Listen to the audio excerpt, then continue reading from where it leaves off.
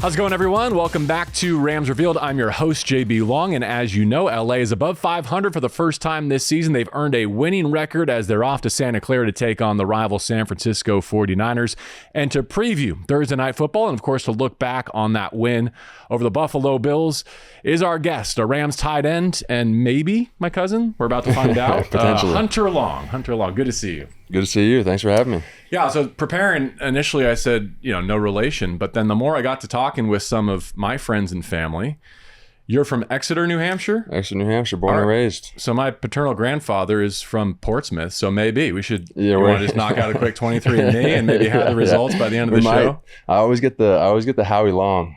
Right. That's all the descendants classic. of, all of us in football are Howie Long. Yeah, somehow. we're all descendants of Howie Long. That's right. Yes. Howie, Chris, yeah. David Long. Anyway, yeah. Obviously you're here to talk about the punt block, first and foremost. So why don't we just dive right in? In your memory, can you just walk us through every single corner of that play? Sure. My job on the play was to widen the tackle, and I widened him, I guess, and kind of looked away, like figured the play was over, and heard the thud off of Hummel's arm, which is like an iconic sound in football. And I started like panicking, and I looked down, the ball's just like trickling by my feet. I was like, I should probably try to pick that up and run with it, and almost absolutely bungled it. Bobbled the first one and really locked in for the second one. I was like, I can't drop this thing twice. So then the rest of it's a blur. Ran in the end zone and first NFL touchdown, which not the way I probably would have drawn it up as my first one, but you take it. It's awesome. How many times have you been able to watch it back, and in what different formats? Like besides just on your phone? Yeah, I've been sent it in every way possible, every format possible, multiple languages. I was watching it in Spanish at one point, I think. Yeah, it was crazy. Over the course of your week of preparation, I mean your entire unit, what goes into making a moment like that possible? Yeah, well, that's the funny thing about it is, like, everyone's hyping me up.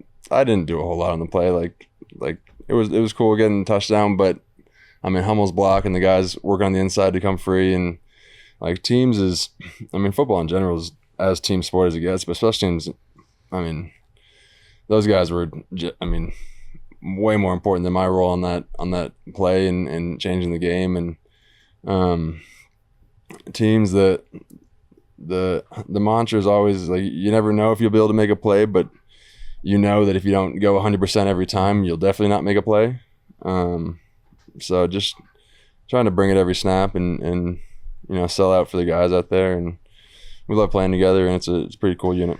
Sometimes you do have a hunch, though, right? You see something in your preparation, your film study, you're like, it might be possible this week, and so we're going to lever up to try and make this happen. Yeah, of course. You see different stuff on film, you envision stuff coming to life on the field, but when it actually comes to life, it's completely different.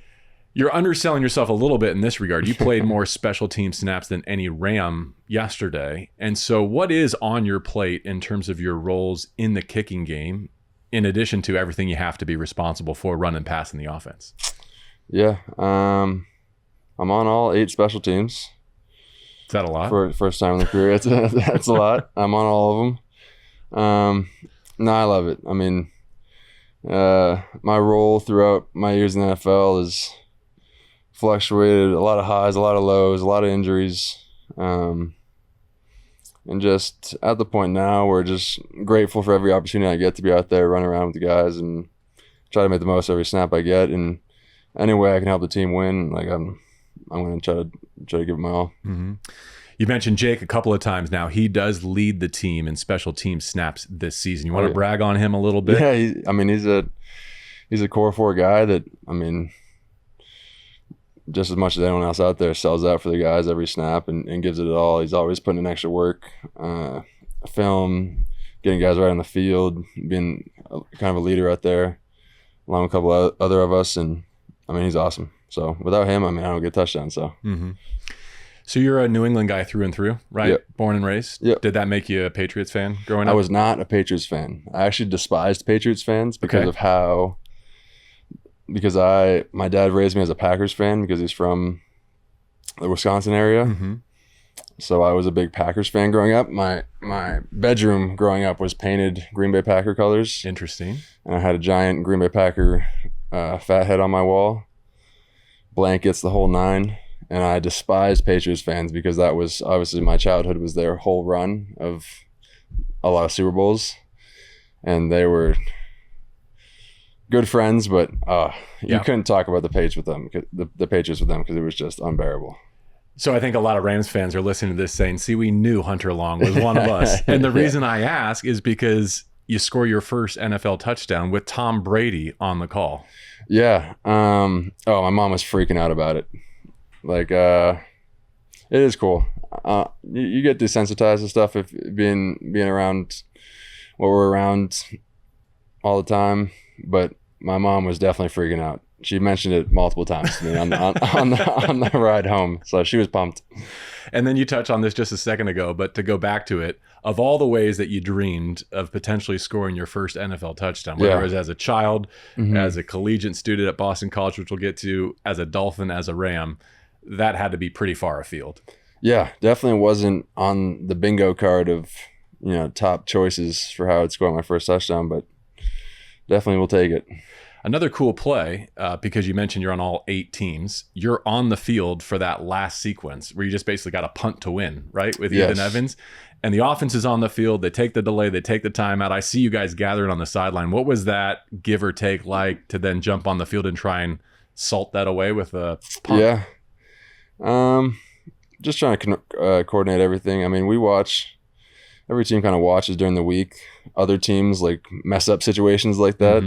And you never want to be the team that messes up the situation like that because then you're on every other team's clips during the week of like what not to do. So just trying to coordinate everything to make sure we're not on that tape and steal the game and come out of it unscathed. Yeah. Aside from the obvious one that you scored on, I'm always curious to know, like, what's a player's favorite player moment from a win? And I wonder if anything jumps out at you, a play you were involved in or a play that you just had a view from the sideline that you'll remember fondly from what was a historic day against the Buffalo Bills. There's a bunch of them. I mean, watching cool football is cool. I had a sweet angle of Puka's catch on the sideline that was unreal. I just wrote that down. That was part of the reason I asked, because you might have had the clearest vantage point. Yeah, I had a sweet angle of that. Watching your friends make plays and fly around and have fun doing it, and contributing to a game like that and having a meaningful impact on it is, there's not much better feeling than that. The window that Matthew had to put that through to even give Puka the chance to make another outrageous catch. Oh, they're next level with it, and nine back there. When you have him on the field, anything's possible. Mm-hmm. He can still make your jaw drop every now and again. Oh yeah, very much so. As well as we do, like the defense has really held it down this season. Middle portion of the schedule especially, I think they scored in 4 straight games, clinched some wins. How good did it feel as an offense and as a special teams unit to say, you know what, we know you got Josh Allen and the Bills today. We got this one. Yeah, it was about time that we that we had their back. There's been some times this year where they've played all out and we haven't come through for them, and this is the ultimate team sport, and you got to lean on each other and pick up the pieces and hold the line, and being able to come through on a game like that is pretty cool. I call Puka and Cooper tight receivers instead of wide receivers. Like, are they honorary tight ends because of the work they put in, run and pass at the pivot point? They'll send it, and they get asked to do. Receivers here get asked to do a lot in the run game, which any good run game, you tend to need receivers that are willing to stick their face in there and hit somebody in there. Some of the best in the league at it. Yeah. As for the actual tight ends, we're all hopeful that Tyler Higbee can make his 24 debut on Thursday Night Football at San Francisco this week. What's it been like as his peer to watch him rehab and get back to this moment? Oh, he's a ultimate grinder. Like, watching him come back from everything multiple different injuries this offseason. He was there for me last year when I was dealing with all my injury stuff. Ultimate teammate, ultimate locker room guy. He's just a great dude. So seeing him come back from what he's gone through and grind through it and see where he's at now has been pretty cool. How hard is that, or will that be for him to not have an off-season program, to not have joint practices, to not develop that callus, and to dive right in here in December? It's definitely, it's not easy, but I mean, he's been doing it a long time. If anyone can do it, he's been doing it a long time. I think he'll be all right. But no, it's not easy. You got to knock some rust off. There's nothing that can get you in football shape like playing football, but he's playing well. So yeah. At the front of that room is Nick Caley, who's the Rams tight ends coach, for those who don't know, and someone whose next step very well could be an offensive coordinator in this league. In fact, I think it was reported that he might have had an opportunity or two this offseason. What do you think makes him uniquely equipped to advance in his coaching career? Yeah, he just pours everything he has into it, which from a player's perspective, you respect a lot. The hours he puts in, the energy he brings every day. I think he's up at 3-4 in the morning, and every day you can expect the same out of him, same energy, same love that he pours into our unit, wanting us to be great, same love that he pours into the game plan, making sure everything's right. I mean, he's a great tight end coach. Love playing for him, and he'll definitely have bright days ahead. Yeah. Hunter, in the mutual admiration society that is like the NFL tight end fraternity, where does George Kittle rank as you prepare to go up against him as a team this week? He's done a lot for bringing the popularity of the tight end group to the forefront. Great dude. I've met him a couple of times. Love his energy. He seems to be authentically himself, which you can respect and appreciate. And he's a hell of a tight end, so respect that. Let's take a quick lap through your NFL journey, if you don't mind. Yeah. Third round pick, the Miami Dolphins. How would you describe your first couple of pro seasons? As much of a roller coaster as it probably could have been. Pretty much on and off injuries for a long time now, and battling through recovery, coming back, starting to finally play well. Injury, come back, play well, injury. So it's been a mental and physical journey, to say the least, and definitely not what I would have what I was envisioning, when I got drafted on draft night. But it's definitely made me grow as a person, and kind of has introduced me to myself in a way, and that I hadn't before that. So I don't think I would change it for where I'm at now. But it gave me a lot of perspective on my mindset coming in this year, and what to work on, and what to focus my energy on, which has been cool. So when you met that adult Hunter Long, what did you find out about him? Yeah. I don't know. I guess it's hard to put into words. I think my biggest, I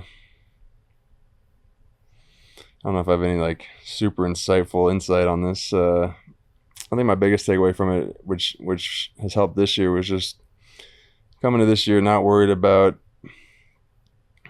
stuff that I can't control, not worried about what comes after this year, not worried about, stuff like that, and pour my energy into coming every day with, a joy to be here, a joy to get to do this with guys that I love doing it with, a team I love playing for, and focus on getting better, focus on, just the stuff that I can control, and let the rest of it fall where it may. And it's helped me a lot with the mental clarity side of it. So just hypothetically, when the host of this show has like contract year for you, Hunter, what's next? Like on his list of questions upcoming here in the next few minutes, would you tell him to just skip right past that one? Yeah, probably to skip right past that one. Hey dude, didn't you just hear what I said? Yes, actively been working on not thinking about that. Okay. So I'll worry about that, and let my agent worry about that in a couple weeks. Fair enough. When you did come to LA, though, it was part of the Jalen Ramsey trade with Miami. What is that like as a professional to be traded? It's pretty unique in the space of what we all go through in life. Yeah, I mean, you have no say. I was laying out by the pool at my apartment in Fort Lauderdale. Got a call from, I don't know who called me first, one of the GMs, and told me the trade was happening, and 5 minutes later, I was out on Twitter, and a week and a half later, I was packing up my stuff and shipping across the country. I mean, that side of the business is crazy, but at the end of the day, it's a business, and kind of got to be where you're shipped off to. So It was what it was. It was definitely, wasn't necessarily expecting it, but I'd say I was hesitant just because change is always hard, but sure. I'd say it's worked out for me. You got to get knocked off the pool in Fort Lauderdale, though. At least you land in California. Yeah. There could have been some other destinations that would have been more jarring. I've been extremely lucky so far in Miami and LA.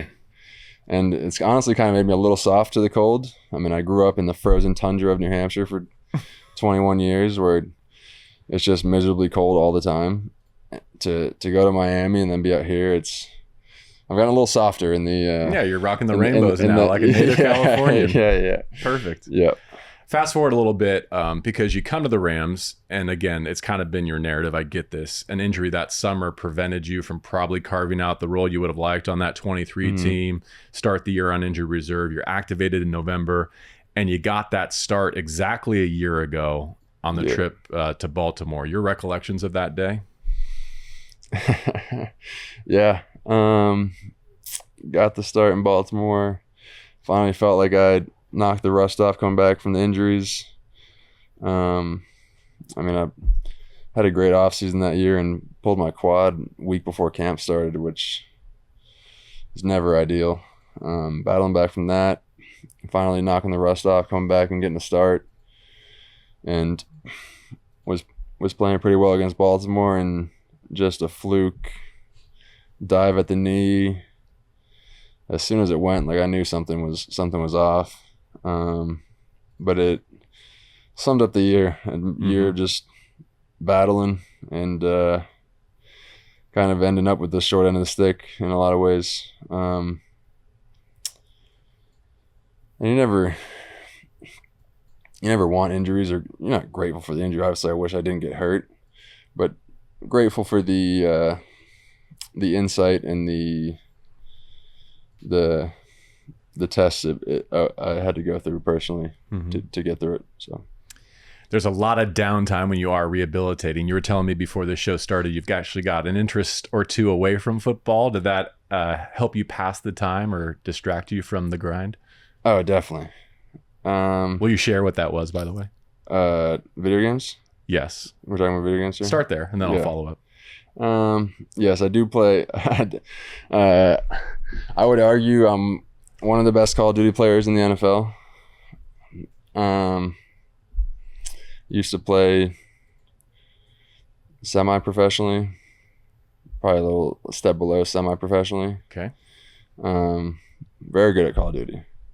Got into it very young, started building computers, switched to PC. But video games in general has kind of always been my niche. Yeah. So since I can't ask you like what's next in your football career, what about in life? Like you have a computer science degree from Boston College. Could you get into tech, or do you see anything down the road maybe? Could definitely get into tech. I try every day to think of a startup idea. Okay. We've had some ideas on the precipice of being something. Would love to do something like that. I love the idea of, creating something and kind of pouring your time into it, something that it's like your baby, but still waiting on an idea on that front, but probably something in tech. Yeah. It's always been my passion. And so just tying those themes together, who you are as a person, where you come from, your football career was a little bit of a startup project, like a self-created endeavor, wasn't it? Yes. Yeah, we talked about this before. I learned fairly young, which I was lucky to learn, that with a good Google search and a YouTube video, you can teach yourself just about anything that you care about, which is how I taught myself to build computers, how I taught myself to code when I started getting the software side of things. But it's how I learned football was, I never had a personal trainer. I never had some football guru to teach me the way. I had some great high school coaches, teach the fundamentals. and I always kind of had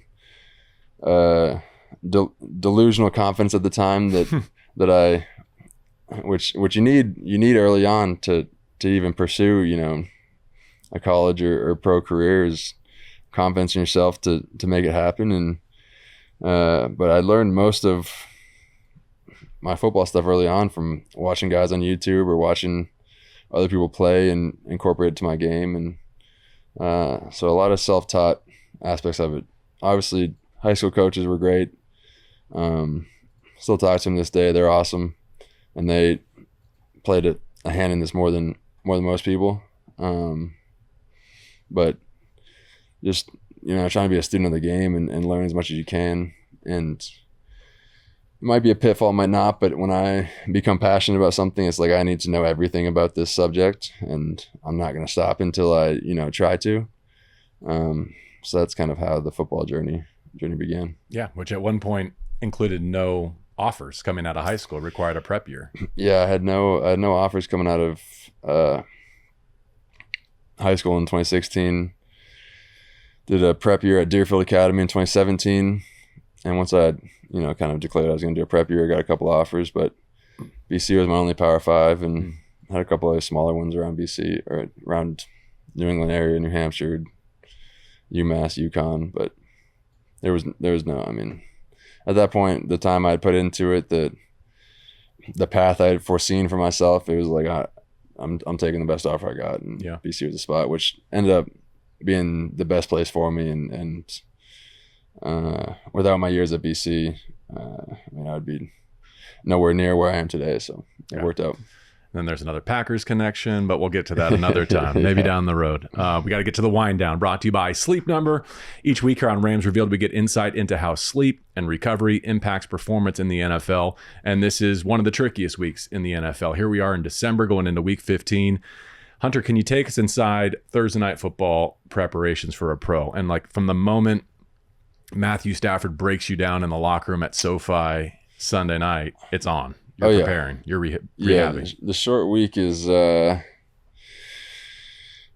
it's kind of just you step on a train that's moving 1,000 miles an hour and it doesn't stop until the game's over on Thursday. You get a nice little break after, a little mini bye after, but yeah, as soon as the huddle's broken down, I mean, they bring in, you know, 25 masseuses that are in the locker room. Rehab starts right after. Today is technically our off day, and we're right back at it tomorrow. Yeah, unbelievable. Do you have a feel for this rivalry? 2 years on the job, what LA San Francisco means? Yeah, I have an understanding of it.